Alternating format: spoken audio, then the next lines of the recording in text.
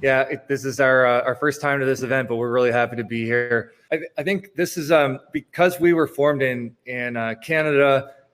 We didn't have in our early days all of the access to big funding. It was really important to us to be able to really build a culture of hustlers, people that could really be scrappy and make the most of every hour that they have in a workday.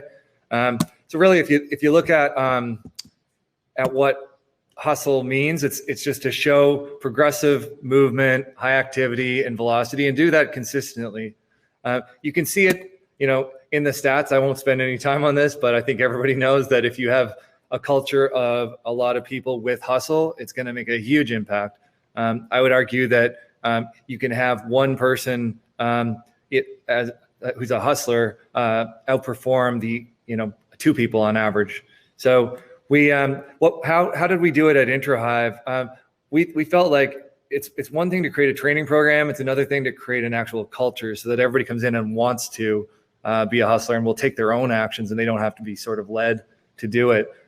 So what we wanted to do is really three things. So first of all was increase the transparency because I think a lot of people want to be successful, but they're held back because they don't really know what is causing the salesperson next to them to have such outrageous results in comparison to them. And without having that transparency, there's no way for them to solve that puzzle. And eventually people get discouraged and that discouraged attitude becomes the norm. So what we felt like we needed to do as step one is just increase transparency, get all of the data in one place, be very clear on the time that we're tracking on how people spend their time and what activities people are taking, and get that all into a central location. So that was a step one for us. Step two was to look for patterns in that data to help, solve the mystery, right? So we were looking for patterns in the time. So like, are the most successful people in our organization spending time with the top of the funnel versus the bottom of the funnel? Are they spending mostly time with prospects, or are they spending it with existing customers? Is it mostly upsell? Is it cross-sell? Is it new sell? Are they spending a certain amount of time getting mentored by existing employees? Looking at how people spend their time is extremely important, and then communicating that out to the rest of the team. You can use AI or other techniques to try to find those patterns. The other place that we looked for patterns was in the actual activity. So like, what is causing a win versus what's causing a loss? When you can use pattern recognition to do that, you can start to pick out some really unique things, like who comes to the meetings, at what point in a sales cycle do you bring certain people in? Is there a certain cadence that is required to achieve success? Are there certain verticals that are more fruitful than others, and so on?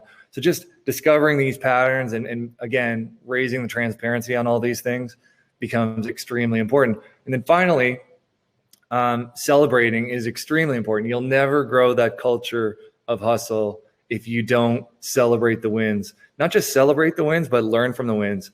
Still to this day, as many customers as we have, every time we have a win, I try to call that sales rep, learn everything I can, congratulate them, but learn everything I can, and then spread that throughout the company. And I think those are the sorts of things that help us build that kind of culture.